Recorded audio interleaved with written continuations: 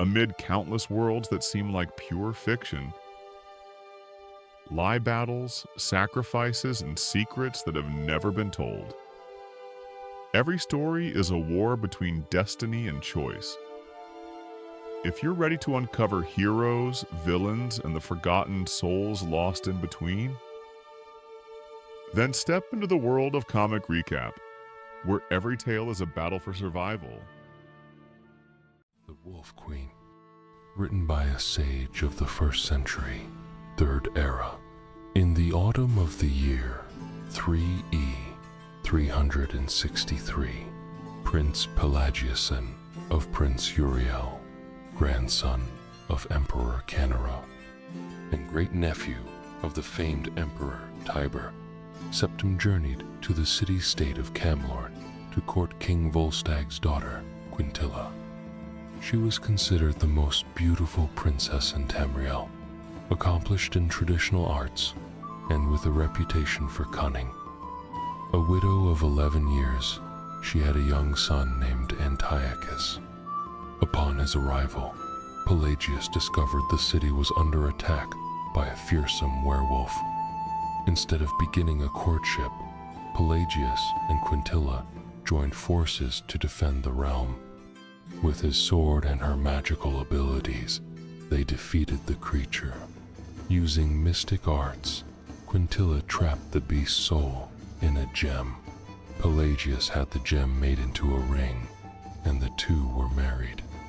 It was said, however, that the werewolf's soul haunted them until the birth of their first child, 3E 380. The ambassador from Solitude has arrived, Your Majesty, whispered Steward Balvas. Right in the middle of dinner, muttered the Emperor. Tell him to wait.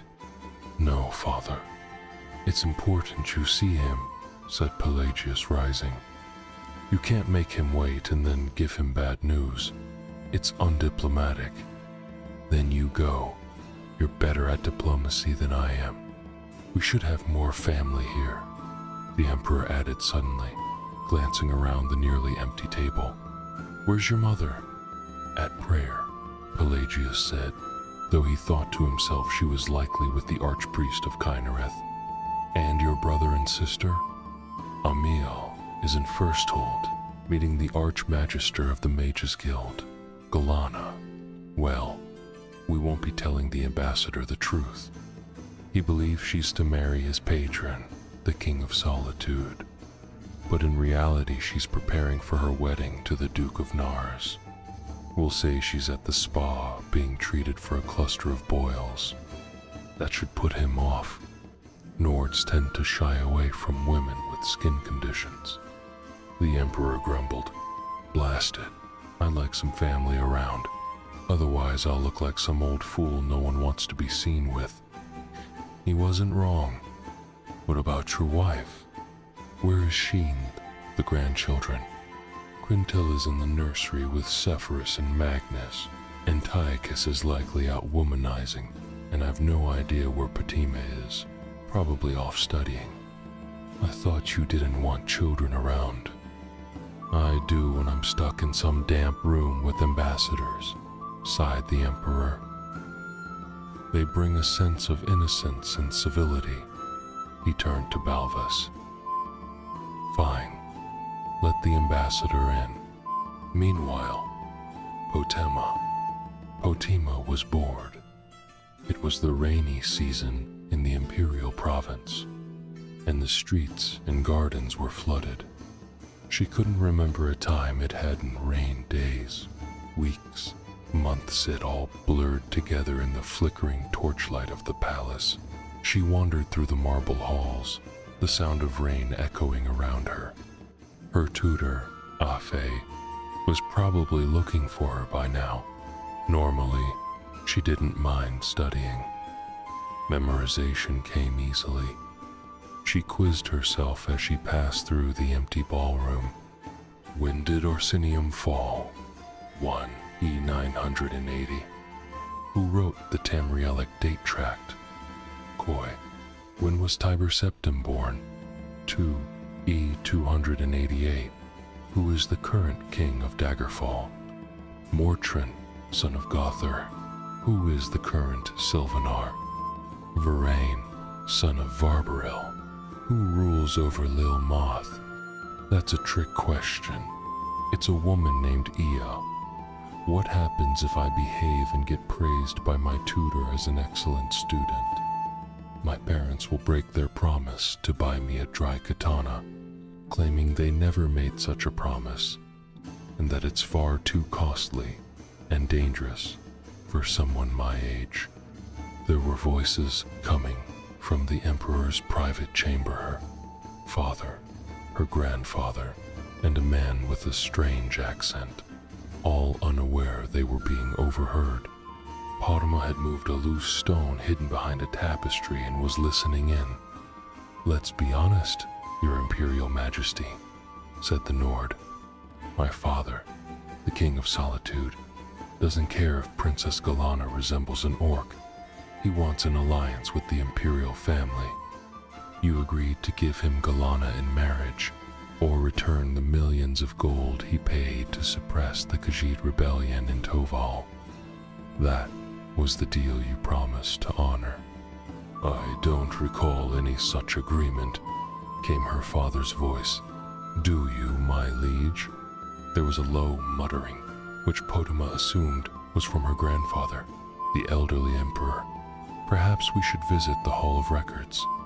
My memory might be failing," said the Nord sarcastically. "But I distinctly remember your seal on that agreement before it was stored away. Of course, I could be mistaken. We'll send a page to retrieve the document," her father replied with a soothing yet menacing tone. Padma knew all too well. She quickly replaced the stone and slipped out of the ballroom, knowing how slowly the pages moved when fetching things for an aging emperor. She figured she could reach the Hall of Records first. The massive ebony door was locked, but she had a plan. A year earlier, she caught her mother's mermaid assistant stealing jewelry and, in return for her silence, learned how to pick locks. Padma took 2 pins from her red diamond brooch, inserting one into the lock, carefully feeling the tumblers and grooves inside. Each lock had its own pattern. She'd opened the kitchen pantry lock before 6 loose tumblers, a frozen 7th, and a counterbolt just for fun. If she'd wanted to poison the family, it would have been easy. Then there was her brother Anticus's secret stash of Khajiit pornography. Only 2 loose tumblers and a weak quill trap, which she'd easily disarmed. That one had paid off well. Despite having no shame, Anticus was surprisingly easy to blackmail. She was only 12. The differences between Khajiiti and Cyrodiilic perversions didn't matter much to her. Still, Anticus had given her the brooch, which she valued greatly. She'd never been caught not when she stole the Archmage's oldest spellbook, nor when she took the crown from the King of Galilean's room right before Magnus's ceremony. Toying with her family had become too easy. But now she had a real prize, a document the Emperor needed for an important negotiation. This was the hardest lock she had ever faced. Again and again, she worked the tumblers, easing past the clamp that tried to catch her pins, tapping at the counterweights. It took nearly 30 seconds to open the door to the Hall of Records, where the Elder Scrolls were kept. Inside, everything was neatly sorted by year, province, and kingdom. In no time, Padma found the marriage agreement between Uriel Septim II, by the grace of the gods, Emperor of the Holy Cyrodiilic Empire of Tamriel, and his daughter, Princess Galana, and King Manco of Solitude. The man comes up with new self-defense techniques every year to display during the games. Remember last year? He entered the arena without any armor, and after 20 minutes of fighting off 6 swordsmen, He left without a single injury. He dedicated that match to his late mother, the Queen. Yes, I remember. He may not be an ally to either of us, but you have to acknowledge his skill. He moves like lightning. He doesn't look the part, but he somehow uses his clumsiness to confuse his opponents. Some claim he learned the technique from the southern orcs. They say they taught him how to predict an enemy's strike through some kind of mystical sense. There's nothing mystical about it, the Queen murmured. He gets it from his father. Mantra never moved like that, Vulcan said with a laugh. I never claimed he did, replied Poima. She shut her eyes, gritting her teeth as the pain returned. You must get the healer, she said. But first, I need to know, has construction on the new summer palace started?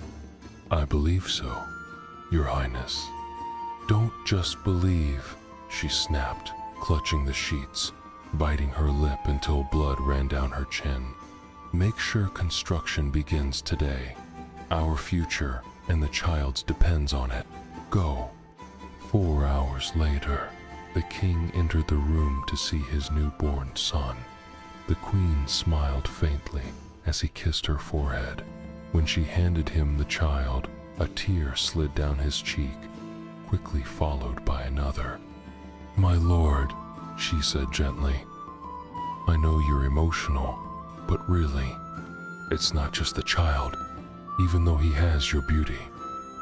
The king replied sorrowfully, his weathered face twisted with grief. My love, what's happened? There's trouble at the palace. Honestly, the birth is the only light on this dark day. What is it? Something at the tournament? Something involving Bathor? No, not the tournament, but it's connected to him, the king said. I didn't want to burden you with this now. You need your rest. Tell me, I meant to surprise you with a gift after the birth, so I had the old summer palace completely restored. It was once beautiful. I thought you would love it. Truthfully, it was Vulcan's suggestion. It used to be Emma's favorite place. Bitterness crept into his tone. Now I know why. What did you find out? She asked quietly. She betrayed me there with my trusted war leader, Lord Thone. I found their letters. Disgusting. Every one of them. Do you like this personality? Every year, the man comes up with new self-defense techniques to showcase during the games. Remember last year when he entered the arena with no armor and, after 20 minutes against 6 sword fighters, left without a single injury? He dedicated that fight to his late mother, the Queen. Yes, I remember. He may not be an ally to either of us, but credit must be given, he's incredibly fast. You wouldn't expect it, but he uses his odd movements to throw off his enemies. Some believe he learned the style from the southern orcs, who taught him to predict an enemy's moves through some mysterious ability. There's nothing mystical about it, the Queen said softly. He gets it from his father. But his father never fought like that, said Vulcan with a chuckle. I never said he did, replied Poima. Her eyes closed tightly as she grimaced in pain. The pain's returning. You must call the healer. But first, one question: has the construction of the new summer palace begun? I believe so, Your Highness. Don't believe, she snapped, clutching the sheets and biting her lip until blood trickled down her chin.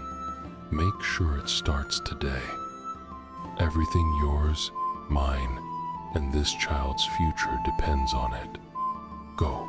And 4 hours later, the king entered the chamber to see his newborn son. The queen offered him a weak smile as he kissed her forehead. When she handed him the baby, a tear rolled down his cheek, followed quickly by more. My lord, she said warmly, I know you're sentimental, But it's not just the child, though he is beautiful, with his mother's fair features. The king turned to her, his expression twisted with sorrow. My dear wife, trouble has arisen at the palace. In truth, this birth is the only bright spot in what has become the darkest day of my rule. What is it? Something from the tournament? Poma sat up slightly. It's not the tournament, but it involves Bathor. I hate to burden you now, you should rest. My husband, tell me. I meant to surprise you with a gift for our child's birth. I had the old summer palace fully restored. It was lovelier, so I thought. I believed you'd enjoy it. In fact, it was Vulcan's suggestion. It used to be Emma's favorite place. Now I understand why, he said bitterly. What did you find out? Poma asked softly. Emma betrayed me there with my most trusted war chief, Lone. I found letters between them, the most vile, depraved things imaginable. The man creates new self-defense techniques each year to display during the games. Remember last year, when he entered the arena without any armor, and, after 20 minutes fighting off 6 swordsmen, walked away completely unharmed. He dedicated that fight to his late mother, the former queen. Yes, I remember. He may not be a friend to either of us, Your Highness. But credit where it's due, we moves with incredible speed. You wouldn't expect it from him, but he somehow uses his awkward movements to confuse his opponents. Some claim he learned the technique from the southern orcs, who supposedly taught him how to sense an enemy's attack through some mysterious power. There's nothing mysterious about it, the queen said softly. He inherited it from his father. Mantra never moved like that. Vulcan replied with a laugh. I never said he did. Poema responded, closing her eyes. Her jaw clenched tightly. The pain was returning. You must get the healer. But first, I must ask, is construction begun on the new summer palace? I believe so, Your Highness. Don't believe, no, she snapped, gripping the bed sheets and biting her lip until blood ran down her chin. Make sure it begins immediately, today. Everything, your future, my future, and the future of this child depends on it. Go. 4 hours later, King Manco came into the room to see his newborn son. The queen gave him a faint smile as he kissed her forehead. When she handed him the baby, tears streamed down his face one after another. My lord, she said gently, I know you're sentimental, but really, it's not just the child, he said, though the baby did have all the lovely features of his mother. He looked at his wife with sorrow, his lined face etched with grief. There's trouble at the palace. In truth, this birth is the only thing that keeps today from being the darkest of my reign. What happened? Poma asked, sitting up in bed. Something with Bathorg? No, not the tournament, but it does involve him. I don't want to burden you now. You need to rest. My husband, please. Yeah. I wanted to surprise you with a gift after the baby was born. I had the old summer palace completely restored. It was beautiful, or it used to be. I thought you'd love it. Truthfully, the idea came from Lord Vulcan. It was once Emma's favorite place. A bitter edge entered the king's voice. Now I know why. What do you mean? Poma asked quietly. Emmadetha betrayed me therewith, my most trusted war leader, Lord Thone. I found letters between them, the most vile and shameful words you could imagine. And that wasn't even the worst part.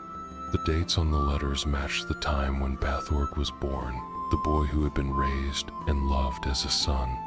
Antiarcho's voice broke with emotion. Bathorg was Thee's child, not his own. My love, said Poima, almost pitying the old man. She embraced him as he wept onto her and their newborn child. From this day forward, he said softly, Bathorg is no longer my heir. He will be exiled from the kingdom.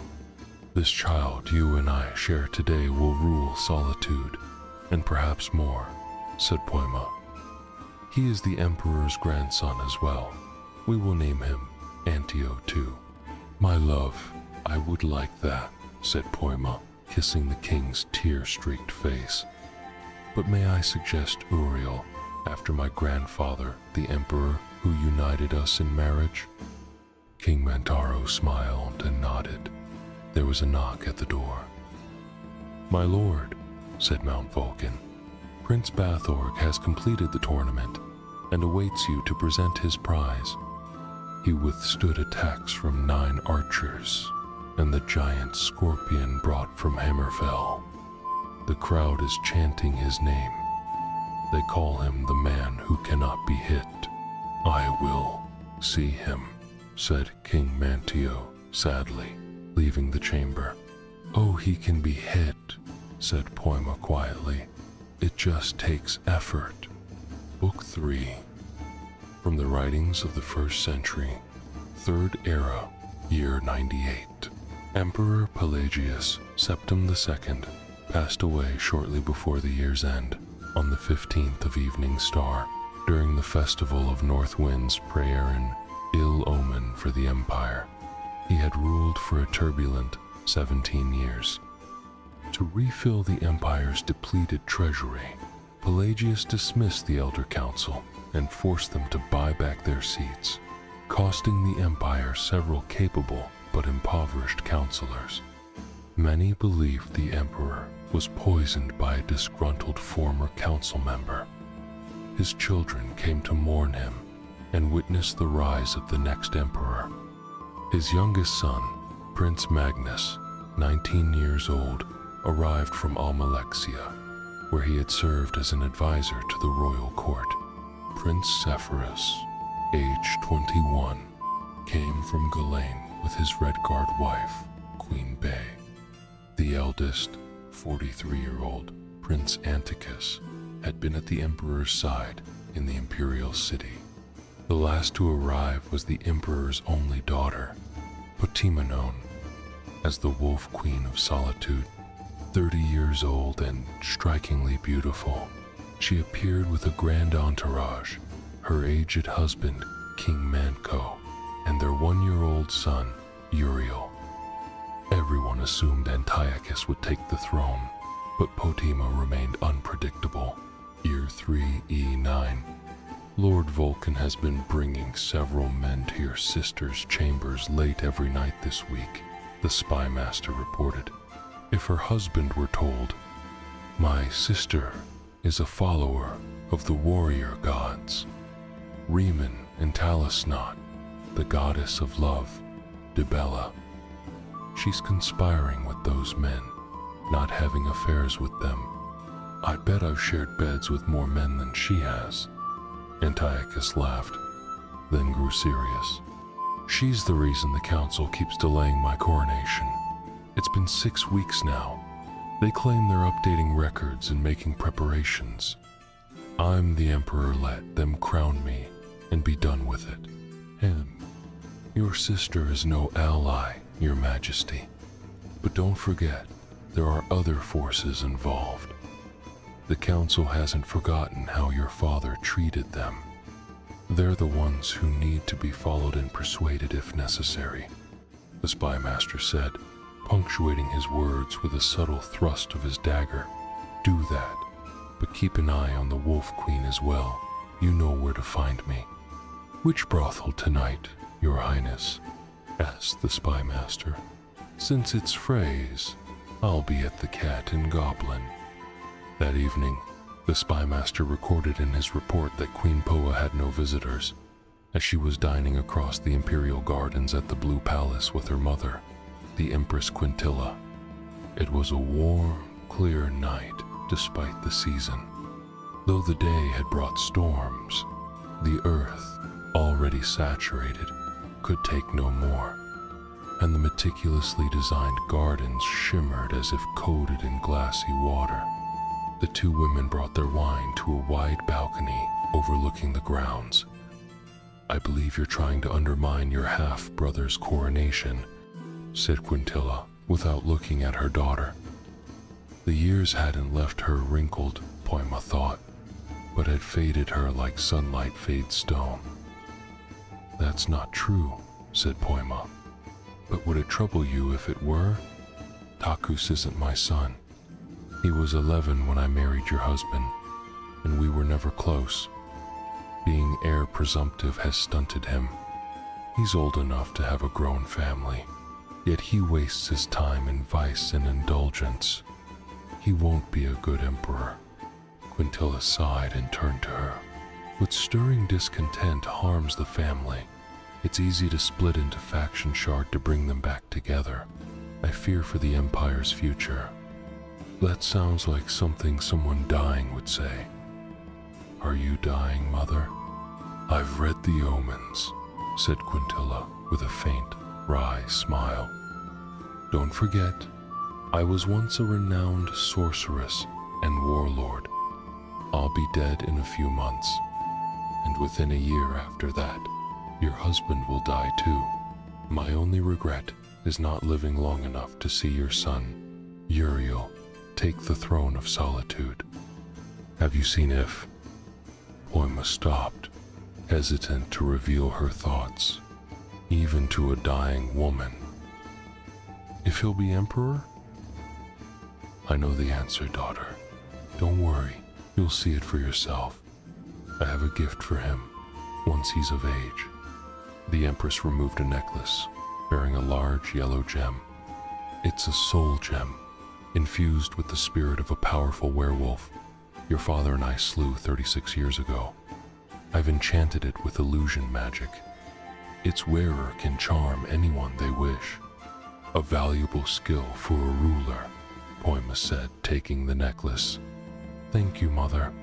An hour later, as she passed the black branches of the sculpted doe shrubs, Poima noticed a shadowy figure vanish beneath the eaves. She had grown used to being followed part of life at court, but this one was too near her private chambers. She slipped the necklace on. "Step into the light," she ordered. The man emerged, short, middle-aged, clad in dark goat skin, his eyes glassy and fixed under the spell. "Who do you serve?" "Prince Antiochus is my master," he said in a flat voice. "I am his spy." A plan began to form. "Is the prince in his study?" "No, my lady." "And you can get in?" "Yes, my lady. A generous salary is a better long-term incentive for retaining a servant." Antiochus pulled out a sheet of paper and presented a choice. Poima asked what it was, her smile fading. Though it looked like gibberish, it became obvious if you knew what to look for. It was a practiced Sheather handwriting mimicking his. He noted her talent and suspected she might have done this before. He referenced a letter, supposedly from her husband's deceased wife, claiming the firstborn son was illegitimate. He questioned whether Poima had forged that letter. He wondered if her husband would believe it if shown this evidence. He warned her not to set the same trap twice. Otima, seething, couldn't respond. She was told to hand over the forgery, take a walk in the rain, and later abandon whatever scheme she had to keep him from the throne. Takus stared at her and declared he would become emperor. She gave him the letter and left.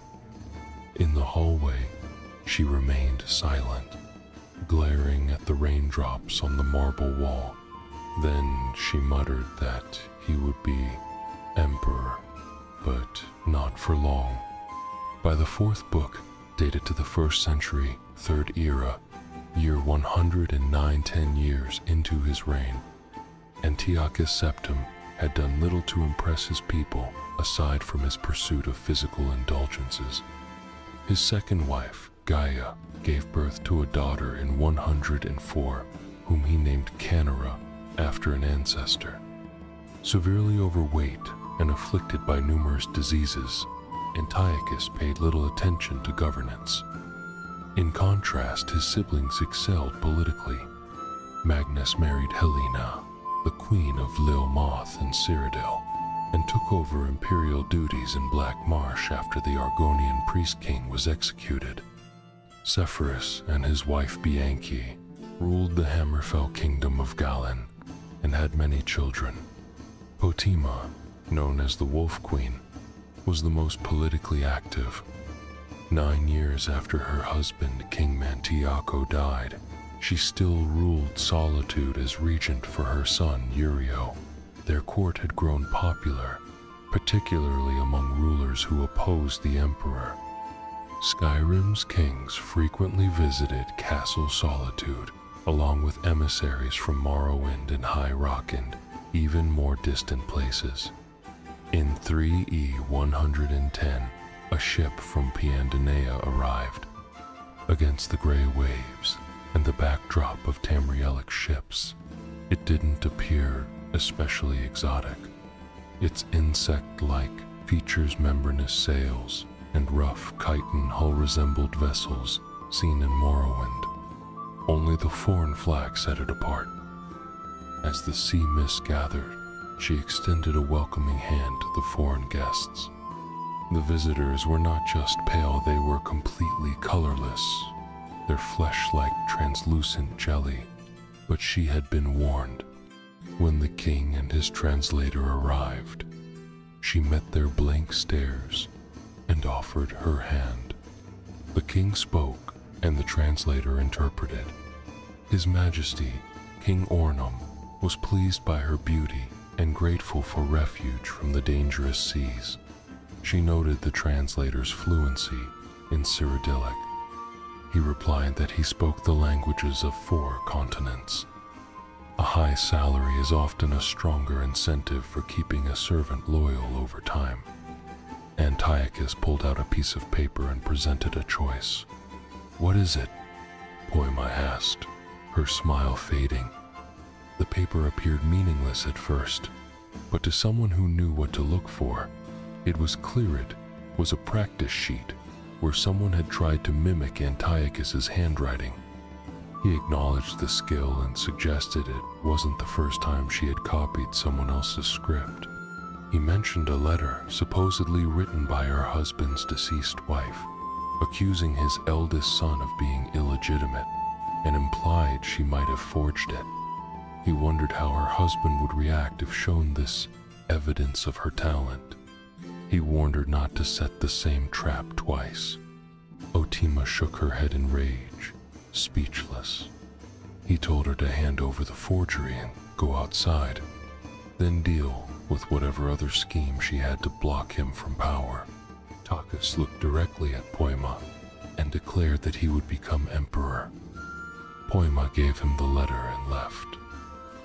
In the hallway, she stood silently for a moment, watching rainwater drip down the marble wall. Then she said quietly, "Yes, you will, brother, but not for very long." By the 4th book, set in the early part of the 3rd era, around year 109, 10 years after his coronation, Emperor Antiochus had become known mostly for his indulgent lifestyle. With his second wife, Gaia, he had a daughter in 3E104, naming her Canera after an imperial ancestor. Overweight and afflicted with many diseases, Antiochus showed little interest in governing. His siblings, however, were deeply involved in political matters.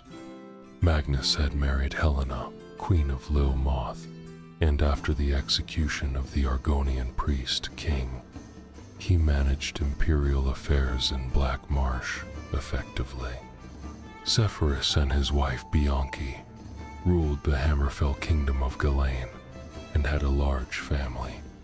Most politically engaged of all was Potima, the Wolf Queen of Solitude in Skyrim. 9 years after the death of her husband, King Mantiaco, she continued ruling as regent for her son Uriel. Her court attracted many leaders who opposed the emperor. Kings from all over Skyrim visited regularly, as did envoys from Morrowind and High Rock and even more distant places. In 3E110, she stood at the harbor to greet a ship from Paiandania. Though its insect-like design with membranous sails and a rough chitin hull was unusual, she had seen similar vessels from Morrowind. Only its foreign flag distinguished it. Surrounded by salty mist, she extended her hand to welcome the visitors from the distant island empire. The men on board appeared entirely without color, their skin like translucent jelly, but she had been prepared for their appearance. When the king and his translator arrived, she looked into their vacant eyes and offered her hand. The king made some sounds, and the translator slowly conveyed his message. The great King Ornum admired her beauty and thanked her for offering safety from the perilous seas. When she complimented the translator's command of the language, he replied that he was fluent in the languages of 4 continents. "What do you think of Princess Rachma? You spent quite a bit of time with her and Fawn." "She's fine," Uriel replied. "Don't tell me you're hoping for a detailed account. Please spare me the anatomical analysis Poem Grimst." "But would you marry her?" "I suppose so." "Excellent. I'll make the arrangements," Potama said, jotting a note for herself before continuing. "King Lero has been a challenging ally, and a political marriage would help ensure Fawn remains on our side if we ever need them." "When is the funeral?" "What funeral?" Uriel asked. "You mean for Uncle Antiochus?" "Of course," Potama sighed. "Has anyone else of note died recently?" "There were some little red guard children running through the halls, so I assume Sepphoris has arrived. Magnus got to court yesterday, so it could be any day now." "Then it's time to address the council," said Potama, smiling. She wore black instead of her usual colorful attire. It was important to appear the grieving sister. Looking in the mirror, she saw all of her 53 years.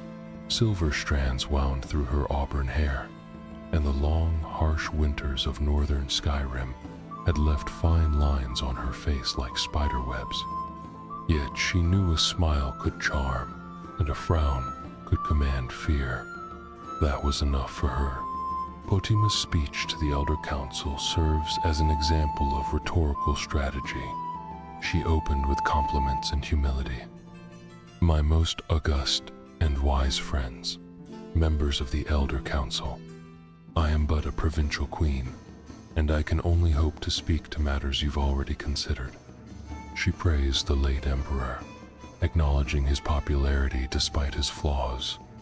He was a true septum and a great warrior, and with your guidance, he defeated the nearly unbeatable armada of Paiandania.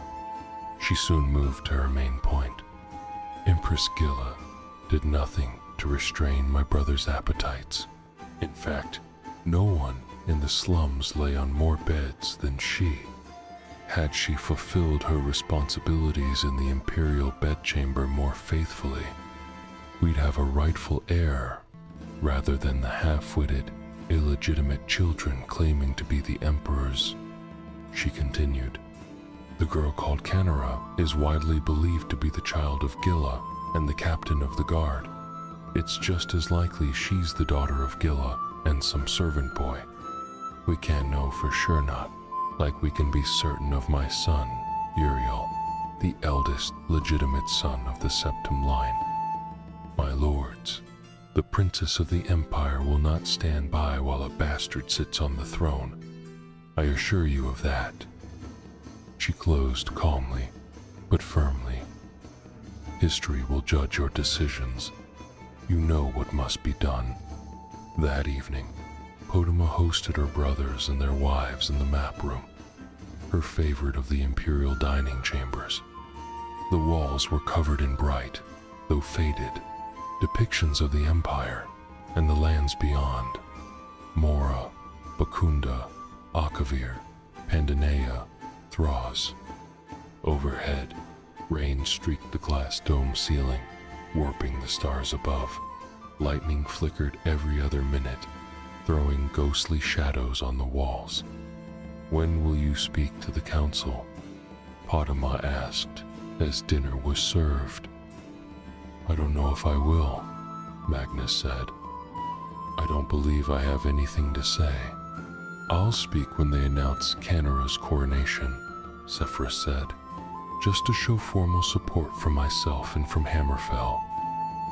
"What are your thoughts on Princess Rachma? You spent quite a bit of time with her in Vaughn." "She's fine," Uriel replied. "Don't tell me you're expecting all the scandalous details. Spare me the analysis of her body," Poem grimaced. "But would you marry her?" "I suppose so." "Very well. I'll start making the arrangements," Podima said, noting it down. "King Lero has been a challenging ally to maintain, and a political marriage would help keep Fawn aligned with them if needed. When's the funeral?" "What funeral?" Uriel asked. "For Uncle Antiochus, of course," Podima sighed. "Has anyone else important died recently?" A group of red-cloaked children running through the halls signaled that Sephirus had arrived. Magnus had come to court the day before, so the funeral should be imminent. "It's time to address the council," said Podima with a smile. She wore black instead of her usual colorful clothing, wanting to look the part of a grieving sister. Looking at herself in the mirror, she saw all 53 of her years. Silver streaked through her auburn hair. The long, harsh winters of northern Skyrim had etched fine lines across her face. Still, she knew her smile could charm, and her frown could intimidate enough for her needs. Podima's speech to the Elder Council could be seen as a lesson in rhetoric. She began with humility and compliments. "My most august and wise friends, members of the Elder Council, I am only a provincial queen and presume only to raise issues you yourselves must have already considered." She praised the late emperor, a popular ruler, despite his flaws. "He was a true septum and a great warrior who, with your guidance, defeated the nearly unstoppable fleet of Pandanea." She quickly got to her point. "The Empress Gilla, regrettably, did little to restrain my brother's desires. In fact, few in the city were as promiscuous as she. Had she been more committed to her role in the imperial chambers, we would now have a legitimate heir, not the illegitimate children claiming to be the emperor's offspring. The girl named Canara is widely believed to be the daughter of Gilla and the captain of the guard, but she could just as easily be the daughter of a servant boy. We'll never know for sure, not like we know the lineage of my son Uriel, the eldest legitimate heir of the Septim bloodline. My lords, the princess of the Empire will not accept a bastard on the throne. That much is certain."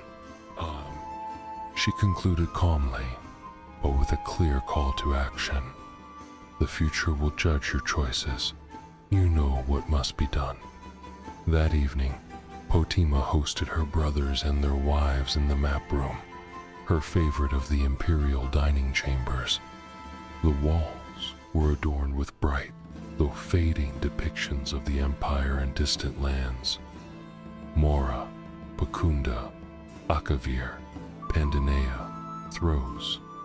Above them, the rain-slicked glass dome ceiling showed distorted views of the stars.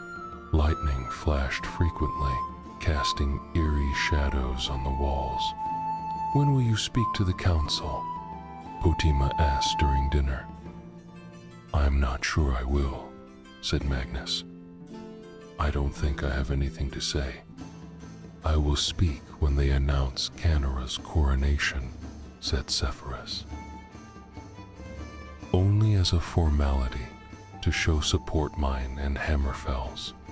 Do you like this personality?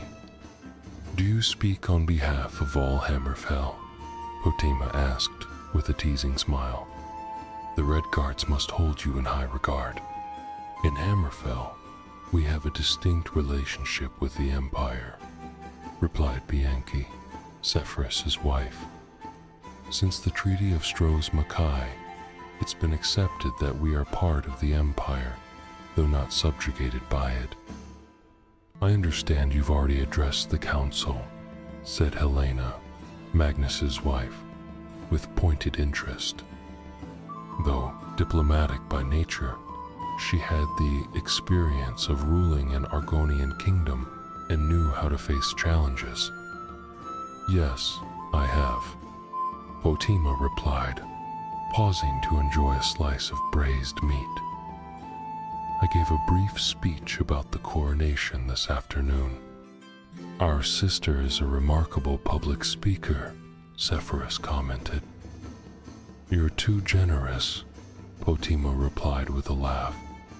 There are things I do far better than speaking. Such as? Asked Bianchi with a smile. May I ask what you said in your speech? Magnus added with a hint of suspicion. Just then, a knock came at the door. The head steward whispered something to Potima, who smiled, stood, and took her wineglass with her.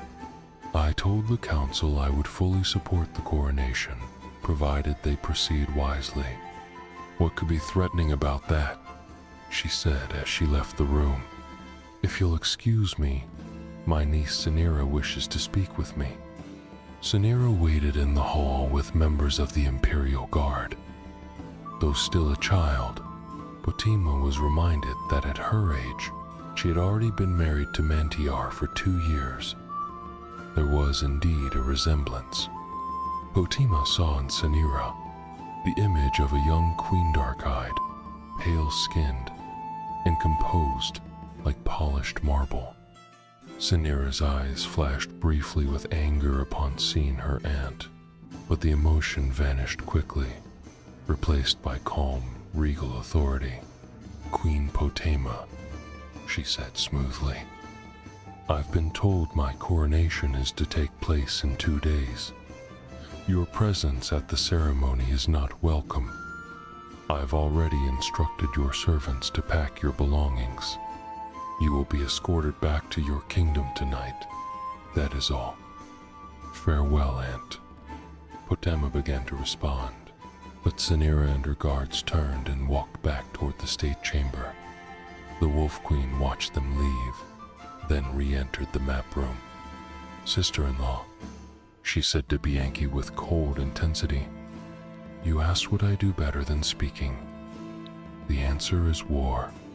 From the writings of Enzolicus, a sage of the 2nd century, 3E 120, the 15-year-old emperor, Sanira Septim II, daughter of Antiochus, was crowned on the 3rd day of First Seed. Her uncles Magnus, king of Lilith, and Sepphoris, king of Gilani, were present. Her aunt, Potima, the Wolf Queen of Solitude, had been exiled from the court. Once returned to her kingdom, Queen Potima began organizing a rebellion that would become known as the War of the Red Diamond. Allies she had cultivated over the years, disgruntled kings and nobles rallied to her cause against the new empress. Her initial strikes were successful. In Skyrim and northern High Rock, Imperial forces faced heavy resistance. Potima's forces spread across Tamriel, sparking riots and uprisings wherever they went. In the autumn of that year, the loyal Duke of Glenpoint and High Rock sent an urgent plea for reinforcements from the Imperial army. Sanira herself led the army to rally the resistance against the Wolf Queen, 3E-121. "We don't know where they are," said the Duke, visibly embarrassed. "I've sent scouts across the countryside. I can only assume they retreated north upon hearing of your army's arrival. Do you like this personality? Do you speak for all of Hammerfell?" Potima asked with a teasing smile. "The Red Guards must hold you in very high regard. We have a special relationship with the Empire in Hammerfell," replied Bianchi, the wife of Sepphoris. "Since the Treaty of Strohs-Mackay, it's been accepted that we are part of the Empire, but not its subjects." "I understand you've already addressed the council," said Helena, Magnus's wife, pointedly. She was naturally diplomatic, but as the Cyrodiilic ruler of an Argonian kingdom, she had learned how to confront challenges. "Yes, I have," Potima replied, pausing to enjoy a bite of roasted gelurd. "I gave them a short speech this afternoon regarding the coronation." "Our sister is an excellent speaker," said Sepphoris. "You're too kind," Potima laughed. "There are many things I do better than public speaking." "Such as?" asked Bianca with a smile. "May I ask what you said in your speech?" Magnus inquired suspiciously. There was a knock at the door. The head steward whispered something to Potima, who smiled and stood up. "I told the council I would fully support the coronation, provided they act wisely. What could possibly be threatening about that?" She took her wine and moved toward the door. "If you'll excuse me, my niece Canius wants a word." Canius stood in the hall with the Imperial Guard. She was still a child, though Potima recalled she had already been married to Montreux for 2 years. There was a clear resemblance. Potima could see her as a young queen. Dark eyes, pale skin, composed and firm like marble. A flash of anger crossed Canius's face at the sight of her aunt, but it quickly gave way to calm, regal composure. "Queen Potima," she said evenly, "I've been informed my coronation will take place in 2 days. Your presence at the ceremony is not welcome. I've instructed your servants to prepare your belongings, and an escort will accompany you back to your kingdom tonight. That is all. Farewell, Aunt." Potima started to respond, but Canius and her guards turned and walked away down the corridor toward the stateroom. The Wolf Queen watched them go, then returned to the map room. "Sister-in-law," she said to Bianchi with cold intensity, "you asked what I do better than speaking. The answer is war." Book 6, penned by Inzolicus, 2nd century sage, 3E-120. The 15-year-old Emperor Canius Septim II, daughter of Antiochus, was crowned on the 3rd day of First Seed. Her uncles, Magnus, King of Lilmuth, and Sepphoris, King of Galain, attended the ceremony, but her aunt Potima, the Wolf Queen of Solitude, had been banished from court. Back in her kingdom, Queen Potima began to gather forces for what would become known as the War of the Red Diamond. Discontented kings and nobles who had allied with her over the years joined in the rebellion against the young empress. Her initial strikes against the empire were overwhelmingly successful. Across Skyrim and northern High Rock, the Imperial army found itself under siege. Potima's forces swept through Tamriel like a plague, sparking riots and uprisings wherever they went. In the autumn of that year, the loyal Duke of Glenpoint in High Rock urgently requested reinforcements from the Imperial army. Canius herself led the army to inspire resistance against the Wolf Queen, 3E121. We don't know where they are, the Duke admitted, visibly embarrassed. I've sent scouts throughout the region. I can only assume they retreated north upon hearing of your army's arrival. I hate to admit it, but I was expecting a battle, said Canera. I wanted to put my aunt's head on a spike and march it through the empire. Her son, Uriel, and his army are stationed right at the border of the imperial province, taunting me. How are they doing so well? Are they truly that skilled in combator? Do my own people despise me that much? She was exhausted. After months of trudging through autumn and winter mud and crossing the Dragon Tail Mountains, her army nearly walked into an ambush. A sudden, severe blizzard in the usually mild lands of Dwynnon seemed too unnatural, almost certainly the work of one of her aunt's allied sorcerers. It felt like her aunt's influence was everywhere. And now, just when she thought she might finally confront the so-called Wolf Queen, that opportunity had been snatched away. It's fear pure and simple, said the Duke. That's her most powerful weapon. I need to ask, said Canera, trying to hide any trace of fear in her voice. You've seen the army. Is it true she's raised undead soldiers to fight for her? No, the Duke replied. That's just a rumor she encourages. Her forces attack at night for tactical reasons and to fuel those fears.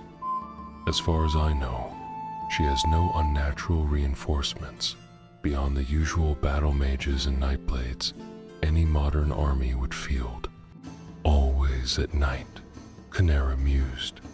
I suppose that's to keep her numbers hidden and to position her troops before we even notice, added the Duke.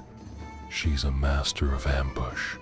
If you hear movement to the east, she's already flanking you from the south. But we'll discuss more tomorrow. I've had the castle's finest rooms prepared for you and your soldiers. Later, Pentira sat in her tower suite. By moonlight and a single candle, she penned a letter to her fiancé, Lord Medellis, back in the capital. She hoped they could marry in the summer at the Blue Palace her grandmother had once loved, but the war might prevent that. As she wrote, she looked down at the courtyard, its winter trees bare and ghostly. 2 guards stood along the battlements, spaced apart like Medellis and Canera, she thought, and began weaving the comparison into her letter. A knock interrupted her thoughts. A letter, Your Majesty, from Lord Medellis, said a young messenger, handing her a note. It was brief, and she read it before the messenger could leave. This doesn't make sense, she said. When did he write this? A week ago, said the messenger. He said it was urgent. I came as fast as I could while he mobilized his forces. I assume they've already departed. Canera dismissed the messenger. Medellis claimed he had received an urgent message from her, requesting reinforcements for a battle at Glen Pointpot. No such battle had occurred. She had just arrived today. So who had sent a letter in her handwriting? And why would someone want to lure Medellis out of the Imperial City with another army? As a cold breeze entered through the window, Pentira moved to close it. The 2 guards on the battlements had vanished. She leaned out at the sound of a faint struggle near one of the bare trees, unaware the door behind her had opened. When she turned around, Queen Potoma stood inside the room with the Duke of Glenpoint and a squad of guards. You move quietly, Aunt, she said after a pause. Then she looked at the Duke. What made you betray your loyalty to the Empire? Fear and gold, he answered plainly. What happened to my army? Canera asked, trying to meet Potoma's gaze. Is the battle already over? All your men are dead, Potoma said with a smile. There was no battle here to do, only a quiet, calculated assassination. But battles are still ahead, against Modelis, the Dragontail Mountains, and the remnants of the Imperial army in the city. I'll keep you updated on the progress of the war. So I'm just being kept here as a hostage? Kenora asked coldly, suddenly aware of the stone walls and dizzying height of her tower room. Damn you. Look at me. I am your empress. Think of it this way, replied Padma with a wink. I'm taking you from being a minor ruler to a noble martyr. But I understand if you're not feeling thankful. Excerpt from Book 7 by Anzolicus, 2nd century sage, 3E 125. The exact date of Emperor Cani Septim II's execution at Glenpoint Castle is debated. Some say she was killed shortly after her imprisonment in 3E 121, while others argue she remained a hostage until just before her uncle Sepphoris, king of Galain, reclaimed Western Heorot in the summer of 3E 125. Her confirmed death became a rallying point against the Wolf Queen Podama and her son, who had been crowned Emperor Uriel Septim III 4 years earlier after taking the under-defended imperial city. Sepphoris focused his forces on the Heorot campaign, while his brother Magnus, king of Leoloth, led Argonian troops through allied Morrowind into Skyrim to confront Podama in her homeland. The Argonians fought effectively during the summer, but retreated south in winter to regroup and prepare for another offensive. With no decisive outcome, the war dragged on for 2 more years. Also in 3E 125, Magnus's wife Elalena gave birth to their first son, named Pelagius after the former emperor who fathered Magnus, Sepphoris, the late emperor Anticus, and the notorious Wolf Queen of Solitude. By 3E 127, Potima was seated on silk cushions in the warm grass outside her tent, watching the sunrise over the forest beyond the Medoa striking summer morning in Skyrim.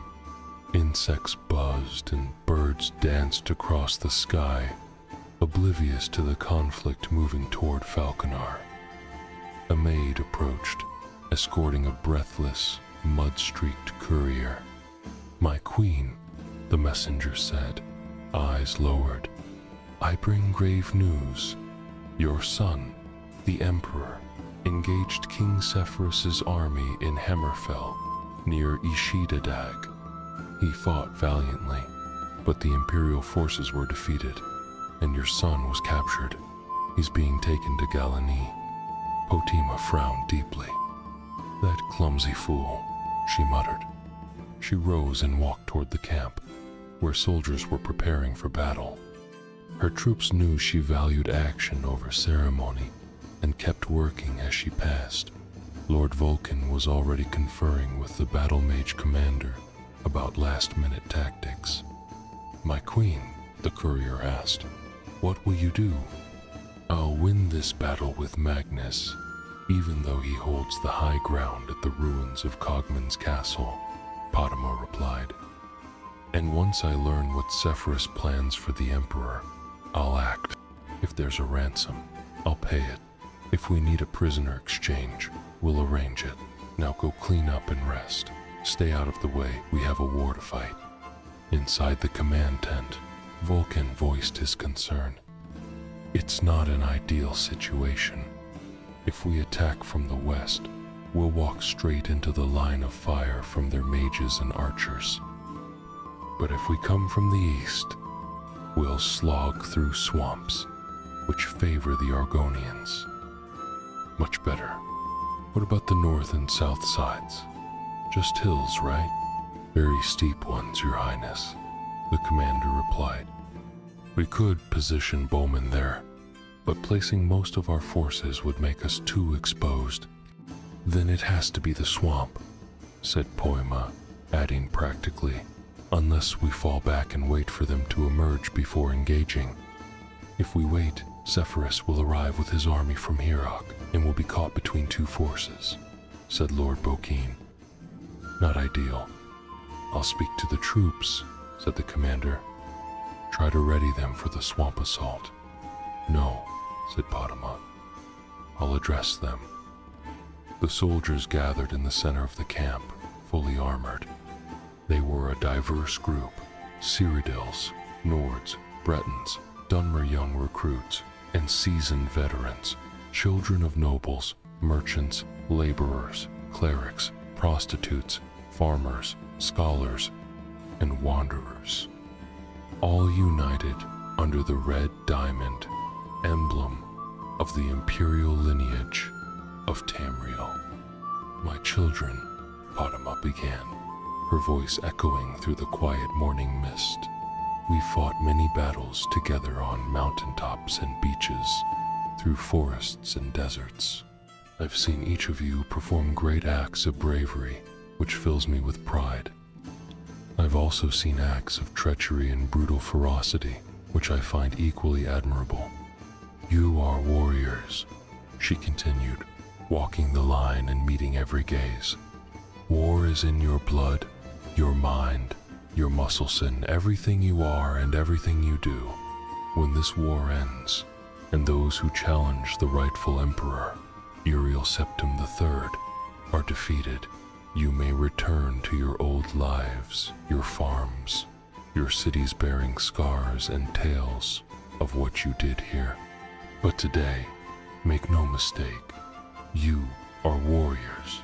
You are war. Her words began to take hold. Around her, tired eyes sharpened in focus, hands gripped weapons tighter. She raised her voice to a cry. You will sweep through the swamp like a force from the darkest corners of oblivion, and you will tear apart the scaled beasts that dwell in Cogmanus Castle. You are warriors, and you must not only fight, you must win. You must win. The soldiers roared, loud enough to scatter birds from the trees. From a southern hilltop, Potaima and Lord Vokin watched the battle unfold. It looked like two swarms of different colored insects swarming over the castle ruins. Occasionally, a flash of fire or acid from a mage would burst through the chaos and draw their attention. But hour after hour, the battle seemed nothing but disorder. A rider is approaching, said Lord Vokin. A young Redguard woman, bearing the crest of Galilean and carrying a white flag, was allowed to approach like the earlier courier. She looked travel-worn. Your Highness, she said breathlessly, I bring grave news from your brother, King Zephyrus. Your son, Uriel, was captured during battle at Ishidadag and taken to Galain. I already know, Potama said coldly. I have messengers of my own. Tell your master that once this battle is won, I'll negotiate any ransom or exchange. Your Highness, the rider said quickly. An angry mob intercepted the caravan before it reached Galan. Your son, he was burned alive inside his carriage. He is dead. Potama turned away from the young woman and looked back at the battlefield. Her soldiers were going to win. Magnus's forces were retreating. One more piece of news, Your Highness, said the messenger. King Zephyrus is being declared emperor. Otima did not respond. Her army was celebrating their triumph. From Book 8, written by Enzilicus, a sage of the 2nd century, year 3 E127. After the Battle of Ishidadag, Emperor Uriel Septim III was captured.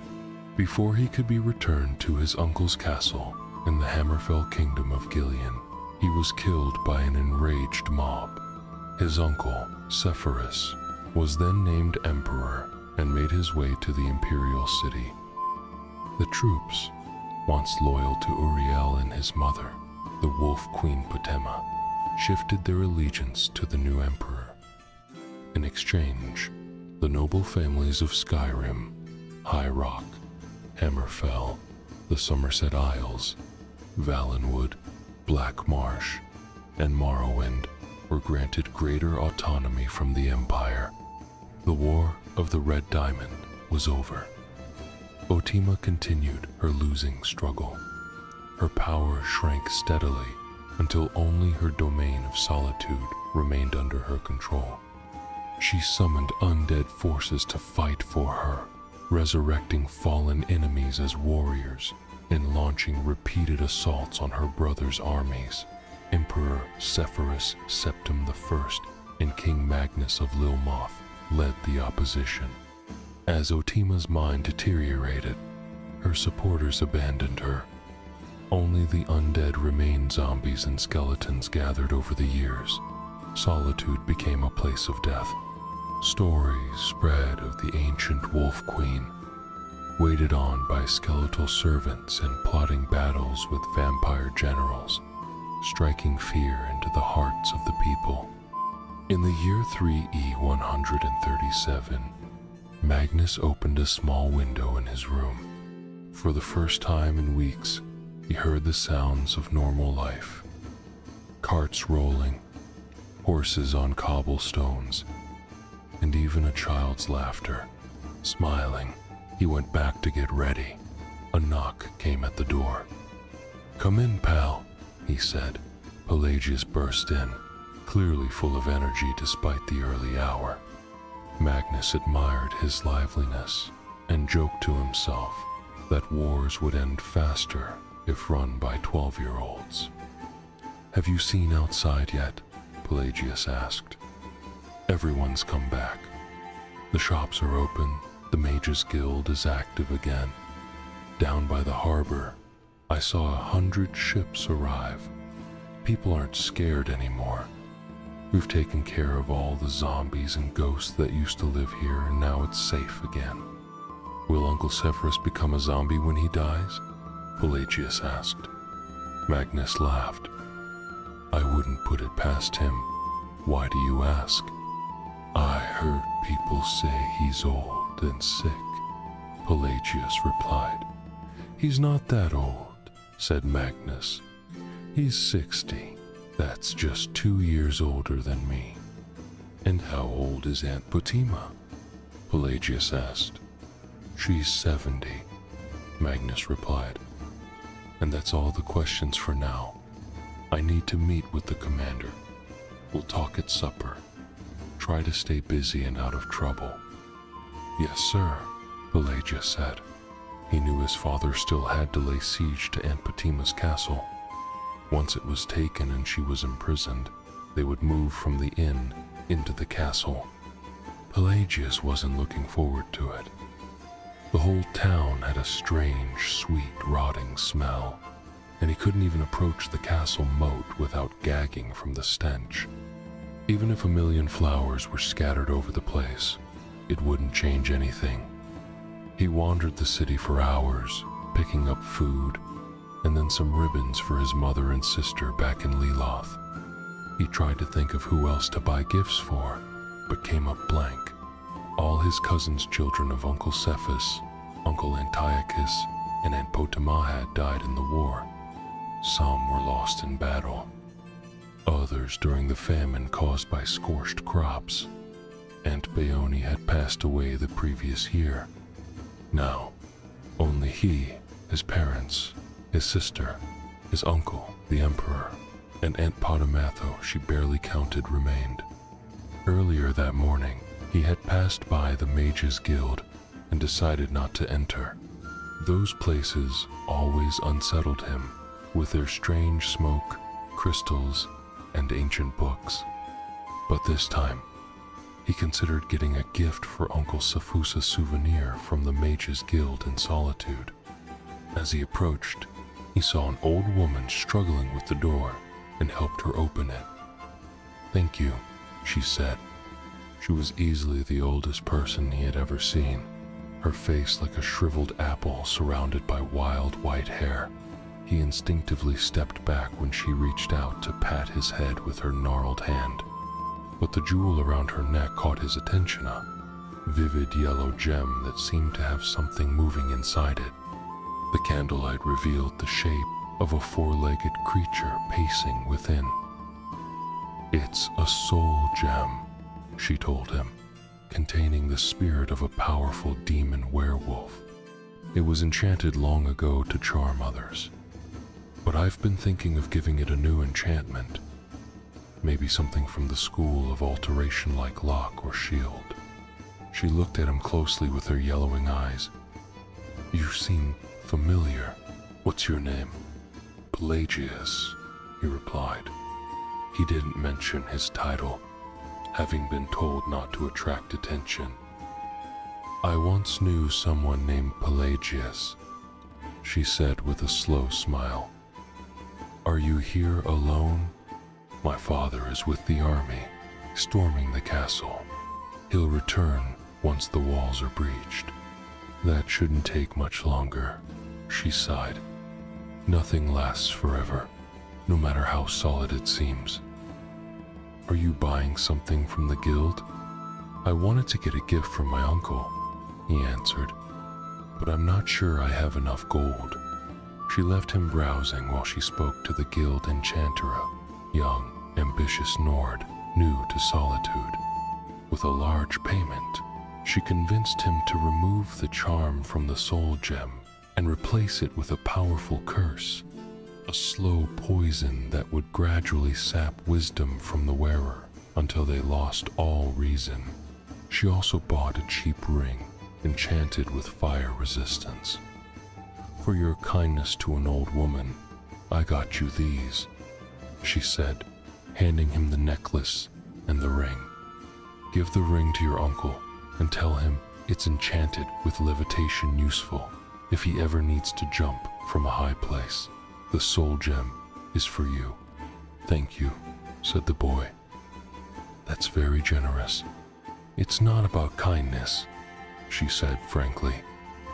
"I've been to the Imperial Palace's Hall of Records. I've read about you in the Elder Scrolls prophecies. One day, you'll be Emperor, Emperor Pelagius, Septim III, and with this gem to guide you, your legacy will never be forgotten." With that, the old woman vanished down an alley behind the Mages Guild. Pelagius cared for her, but didn't think to look behind a pile of stones. Had he done so, he would have discovered a tunnel beneath the city leading to its core. There, beyond the wandering undead and the decayed remnants of a once majestic palace, was the Queen's chamber. Inside, the Wolf Queen of Solitude lay in silence, listening to the sounds of her castle crumbling. A toothless grin formed on her face as she took her final breath. In the year 3E137, she died after a month-long siege of her castle. In life, she had been the Wolf Queen of Solitude, daughter of Emperor Pelagius II, wife to King Mentarco, aunt to Emperor Canora II, mother of Emperor Uriel III, and sister to Emperors Antiochus and Severus. Upon her death, Magnus named his son Pelagius as the nominal ruler of Solitude, guided by the Royal Council. In 3E140, Emperor Severus Septim died after falling from his horse. His brother was then declared Emperor Magnus Septim. In 3E141, Pelagius, King of Solitude, was noted in the imperial records as being occasionally eccentric. He married Catarish, Duchess of Vardenfell. In 3E145, Emperor Magnus Septim passed away. His son was crowned and would come to be known as Pelagius the Mad.